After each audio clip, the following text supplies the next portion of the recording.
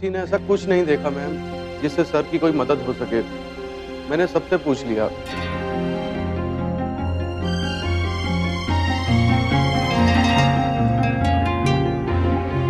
अब क्या ढूंढ रही है मैम?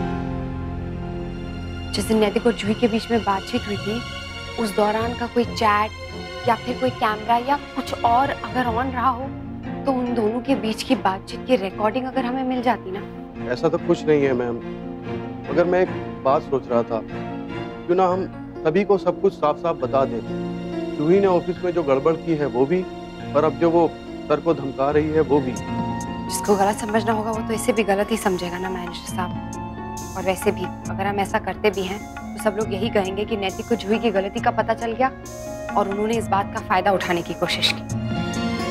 हमें हर कदम बहुत सोच समझ के उठाना पड़ेगा। आप बिल्कुल ठीक कह रही हैं मैम। ये वकील साहब क्यों फोन कर रहे हैं मुझे? हेलो अक्षरा जी, मैं बंसल बोल रहा हूँ। मुझे पहुँचने में थोड़ी देर हो जाएगी। कहाँ पहुँचने में? मैं समझी नहीं। राजशेखर जी का फोन आया था मेरे पास। उन्होंने बताया मुझे उस ऑफिस एम्प्लॉय के बारे में। आप चिंता मत कीजिए, मैं पेपर्स रेडी करवा रहा हूँ और उसे लेकर जल्द से जल्द पहुँचता हूँ। आप राजशेखर जी से कह दीजिए कि वो एक बार फिर उस ऑफिस एम्प्लॉय से बात कर ले। उससे पूछ ले कि पेपर्स पे सिर्फ वही लिखवाना है या उसकी कोई और भी डिमांड है। और अगर कुछ हो तो मुझे बता दीजिएगा। और उनसे कहिएगा कि अपना फोन नेटवर्क एरिया में रखे। मैंने पहले उन्हें ही फोन दिलाया था, जब उनका फोन नहीं लगा तब मैंने आपको तकलीफ दी। जी ठीक है, मैं बता देती हूँ। Thank you. क्या हुआ अक्षरा? बाबूजी जूही के साथ कोई सौदा कर रहे हैं।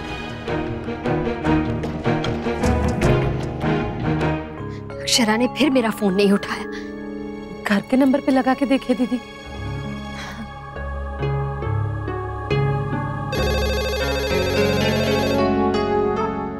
हेलो। चीकू, चीकू बेटा मैं बोल रही हूँ। नानी, मम्मा कहाँ है तेरी? मुझे नहीं पता, मैं उनसे कटती हूँ। क्यों बेटा? उन्होंने मुझे डांटा और अनन्या दीदी के साथ खेलने भी नहीं दिया। पर क्यों बेटा, क्या हुआ है? मुझे नहीं पता, सब लोग बहुत गुस्सा है और कोई मुझे कुछ बता भी नहीं रहा। मुझे भी किसी से बात नहीं करनी और मैं फोन रख रहा हूँ। बेटा सुन सुन, भाभी मैं हूँ तो बाय। क्या हुआ? कुछ पता नहीं चला छोटी। भगवान, कब से कोशिश कर रहे हैं हम, कुछ तो पता चले। जब तक बात पता नहीं चलेगी ना, चैन नहीं मिलेगा मन को। दीदी के घर पहले भी ऐसा हो चुका है माँ। हाँ पुत्र, मिन्नी भी यही कह रही थी कि तेरी प्रीत दीदी के यहाँ पे ना यही सब लगा रहता है। बस भगवान करे कि सब कुछ ठीक हो जाए। देखिए दीदी से मायके वालों को सब कुछ बता दिया, पर हमें कुछ नहीं। राजबन्ना, एक बार देख तो फोन करके वो वकील कहाँ पहुँचा। थैंक गॉड, प्रॉब्लम इतने में ही सॉल्व हो गई, वरना पता नहीं वो और क्या क्या डिमांड्स रखती। आई नो, कुछ भी डिमांड कर सकती थी, but thanks to you mom. हम सब तो कंफ्यूज थे कि क्या करें क्या नहीं करें, बट मॉम आई थिंक ये सजेशन बिल्कुल सही है। हाँ देवयानी जी, इस सलाह के लिए आपका धन्यवाद। बस वो अपनी बातों पे टिकी रहे और हमारा मुन्ना किसी भी तरह इस परेशानी से बाहर निकले। ये क्या किया आपने बाबूजी?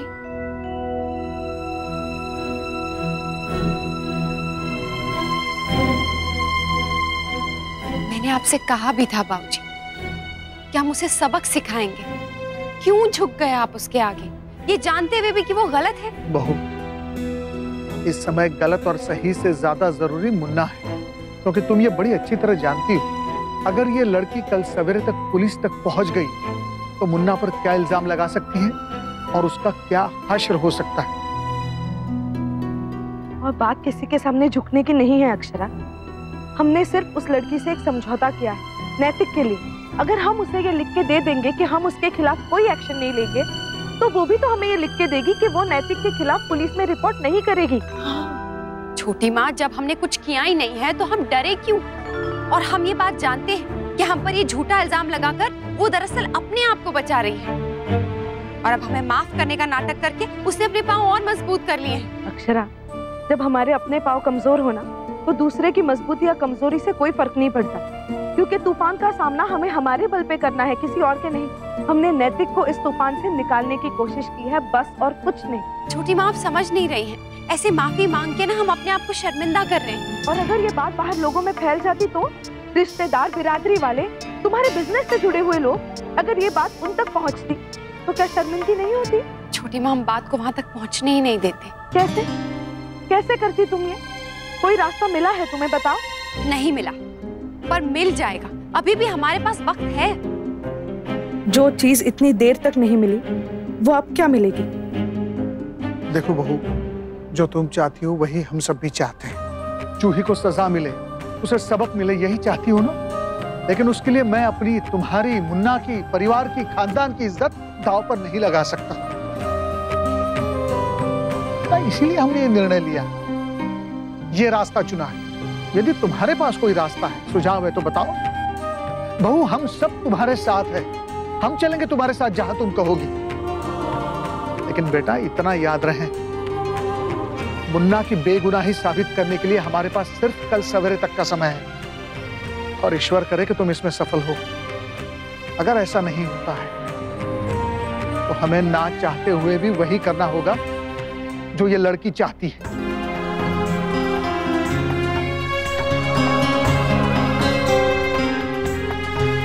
राधे कृष्णा।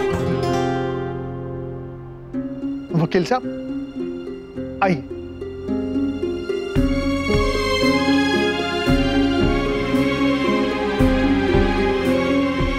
पर हुआ क्या है चिक्कू? तुझे गुस्सा क्यों आ रहा है? क्योंकि सब लोग हमेशा गुस्सा मुझ पर ही करते रहते हैं, और मम्मा वो तो मुझे बिल्कुल भी प्यार नहीं करती। पहले डांटती और फिर मनाने भी नहीं आती। और आज तो ना पापा, बड़ी दादी, मुस्कान दीदी, कोई भी नहीं आया। कोई भी मुझसे प्यार नहीं करता। मैं करती हूँ ना चिक्कू। एक सीक्रेट बताऊं, मेरे घर में भी कोई नहीं आता। जब मैं ज्यादा नाटक करता हूँ ना, तब मुझे खुद ही जाना पड़ता है। हाँ चिक्कू, मैंने भी एक बार ऐसा ही किया था कि मैं गुस्सा हूँ, मैं खाना नहीं खाऊंगी, पर कोई मनाने ही नहीं आया। तो जब बहुत भूख लगी ना, तो मैं खुद ही चली गई खाना खाने। मतलब मुझे खुद ही जाना पड़ेगा। ओफो, मम्मा हमेशा मुझसे क्यों जीत जाती है?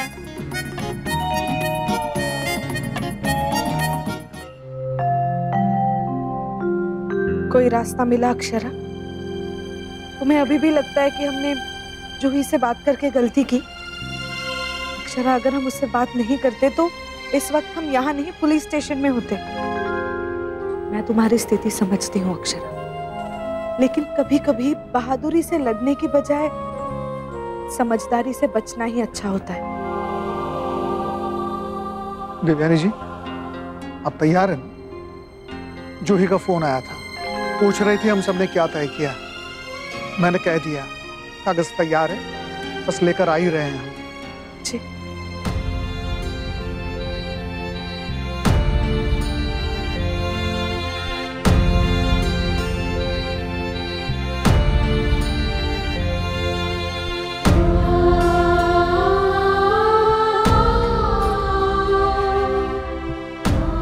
सॉरी नैतिक, सब सच जानते हुए भी आपके ऊपर लगाया ये इल्जाम मैं हटा नहीं पाई।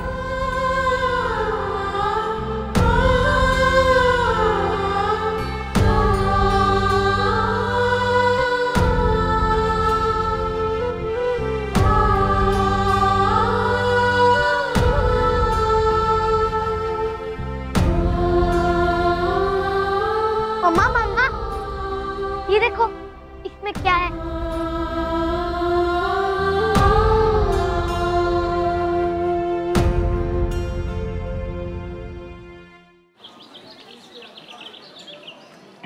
ना तो आए ना तो कॉल किया। ठीक है, मुझे क्या, लिखवा देती हूँ घंटे। Good morning sir. मॉर्निंग।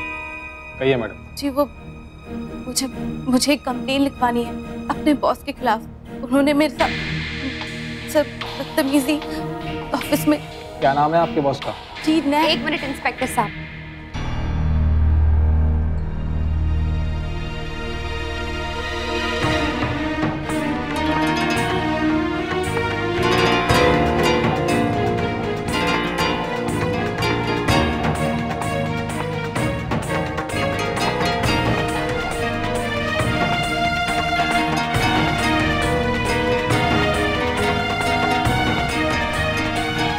जूही, हमने तुमसे कहा था कि हाँ हाँ, जानती हूँ सर, आपने यही कहा था ना कि मैं आपके बेटे के खिलाफ कोई कंप्लेन ना करूं, लेकिन मैं डरती नहीं हूँ आपसे।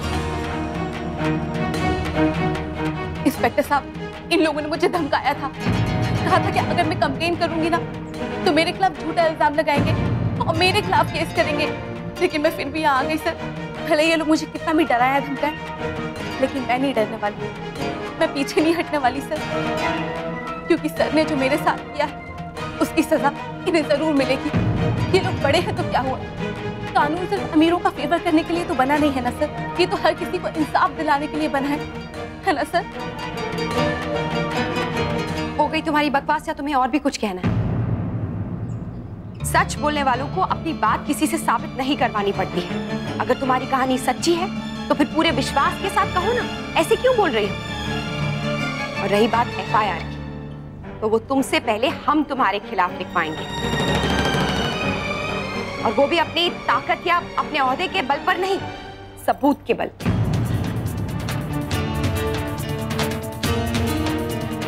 क्या? कैसी FIR? मैंने क्या किया है? वो तो तुम बहुत अच्छे से जानती हो। मैंने कुछ नहीं किया है, किया तो सर ने है, और इसका सबूत है मेरे पास। देखिए ना इंस्पेक्टर साहब, ये लोग मुझे डरा रहे हैं, धमकी देकर। तो तुम क्यों डर रही हो? जब तुमने कुछ नहीं किया है तो डर किस बात का जूही? 1 मिनट, ये किस सबूत की बात हो रही है? किसके पास सबूत है और किस बात का? दिखाओ, दिखाओ अपना सबूत जो तुम्हारे पास है।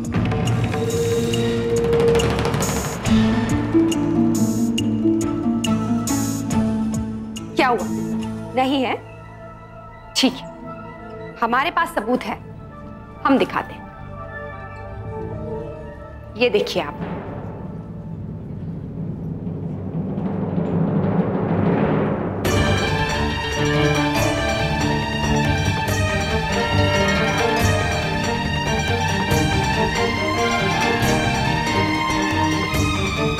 आप खुद अपने पति के खिलाफ सबूत लाई हैं। वाह मैम। सबूत तो मैं जरूर लेकर आई, लेकिन अपने पति को फंसाने या बचाने के लिए नहीं, सच साबित करने के लिए। और ये भी सुनिए इंस्पेक्टर साहब, हमारा दूसरा सबूत। ऐसा कैसे कर सकते हो तुम जूही? ध्यान कहाँ रहता तुम्हारा? सर मैंने सारी डिटेल बहुत अच्छे से भरी थी सर, बस वही एक रह गई थी। एक यही डिटेल सबसे ज्यादा इंपॉर्टेंट थी। How can you be so careless? Sir I am so sorry sir, मुझसे गलती हो गई। गलती उसे कहते हैं जो अनजाने में होती है, लेकिन तुमने जानबूझ के लापरवाही की है। मैनेजर साहब ने भी तुम्हें कितनी बार समझाया है, मैंने तुम्हें कितनी बार समझाया है, एक बात नहीं कई बार, लेकिन फिर से तुमने वही गलती की है। और एक बार जब डील हो जाती है उसमें कोई चेंजेस नहीं होते हैं। अब या तो वो हमारे खिलाफ एक्शन लेंगे या फिर हमें कोई पेनल्टी भरनी पड़ेगी, लेकिन दोनों ही केसेस में हमारी कंपनी की बदनामी होगी। अक्षरा का फोन क्यों नहीं लग रहा है? सर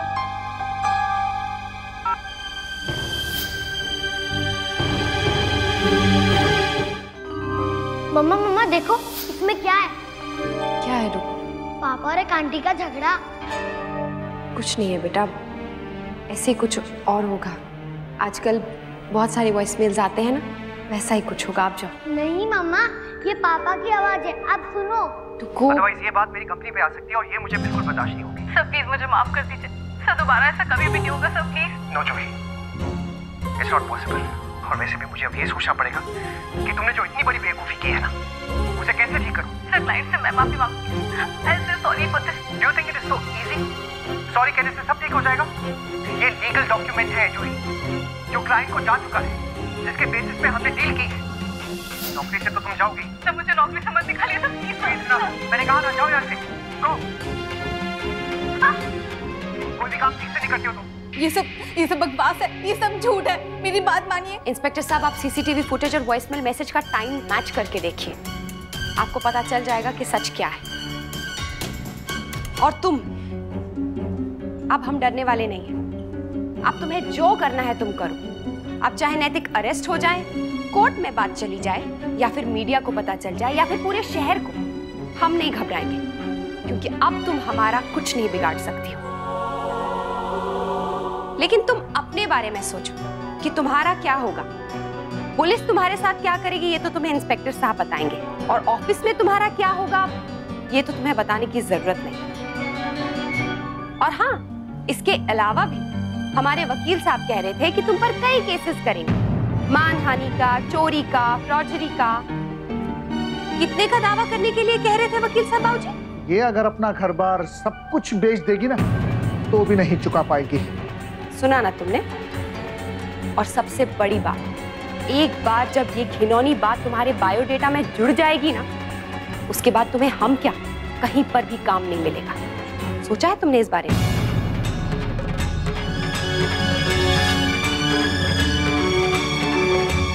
सर, मुझे अपना केस वापस लेना है। क्यों, क्या हुआ? वापस क्यों लेना चाह रही हो केस अपना? लड़ो, तुम तो सच्ची हो ना। नहीं मैम, मुझे नहीं लड़ना है और ना ही तो मुझे कोई केस फाइल करना है सर। मैम, इस बात को यही खत्म कर दीजिए। मैं आपके खिलाफ कोई एक्शन नहीं लूंगी और आप भी मेरे खिलाफ कोई एक्शन मत लीजिए। सौदा करने की स्थिति में नहीं हो तुम Juhi. Ma'am, I am sorry. तुम्हें क्या लगता है इतना बड़ा इल्जाम मेरे पति पर लगाने के बाद तुम एक सॉरी कह दोगे और छूट जाओगे? तुमने पहले गलती की, उसके बाद बदतमीजी की, उसके बाद मेरे पति पर इतना घटिया इल्जाम लगाया तुमने। ये भी नहीं सोचा कि मेरे पति ने तुम्हें कितनी बार माफ किया है तुम्हारी गलतियों पर। इस बार भी अगर तुम माफी मांग लेती और ये कहती कि तुम सुधरने की कोशिश करोगी तो शायद मेरे पति इस बार भी तुम्हें माफ कर देते। लेकिन तुमने ये रास्ता चुना। यही है तुम्हारे संस्कार। I am sorry ma'am. Madam जी, आप लिखाओ अपनी रिपोर्ट। अब इनको सजा मैं दिलवाऊंगा। सजा तो इसकी ये है कि इसे जिंदगी भर इस अफसोस के साथ जीना पड़ेगा कि औरत होने के नाम पर कितना बड़ा धब्बा है। पुलिस ने, कानून ने हम औरतों को अपनी रक्षा के लिए अधिकार जरूर दिया है। क्या हम हर उस इंसान के खिलाफ आवाज उठा सकते हैं जो हम पर बुरी नजर डाले? लेकिन इस जैसी लड़कियां उसका गलत फायदा उठाती हैं और भुगतना पड़ता है हम जैसे बेकसूर लोगों को। क्या कहा था तुमने? मैं महसूस नहीं कर सकती कि कैसा फील होता है जब किसी के साथ कुछ होता है।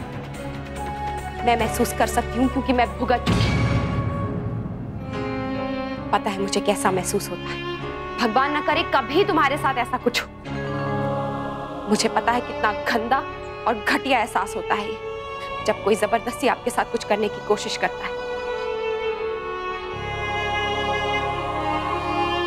ऐसे समझ में नहीं आती मैडम जी इन लोगों को। कानून को खेल बना के रखा है। आप करो इनके खिलाफ केस, बाकी मैं देख लूंगा। मैम प्लीज मुझे माफ कर दीजिए, मुझसे गलती हो गई है। आई एम सो सॉरी।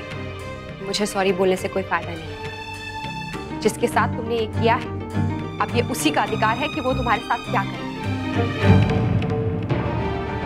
नैतिक, मुझे लगता है तुम्हें इसे सबक सिखाना ही चाहिए। आज के बाद मैं इसका चेहरा भी नहीं देखना चाहता, ना ऑफिस में ना कोर्ट में, क्योंकि जितनी बार इसका चेहरा मेरे सामने आएगा औरतों पे मेरा विश्वास कमजोर होता जाएगा। बस हो सके तो इसे इतना समझा दीजिए कि जो इसने मेरे साथ किया है वो और किसी के साथ ना करे, क्योंकि ये इल्जाम किसी एक इंसान पे लगाएगी लेकिन उसका पूरा परिवार उस तकलीफ से उसके साथ गुजरेगा। और हर किसी का परिवार मेरे जैसा नहीं होता।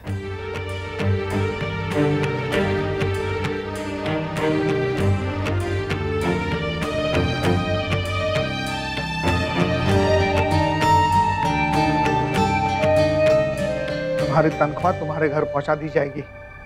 आज के बाद दफ्तर में आने की जरूरत नहीं तुम्हें।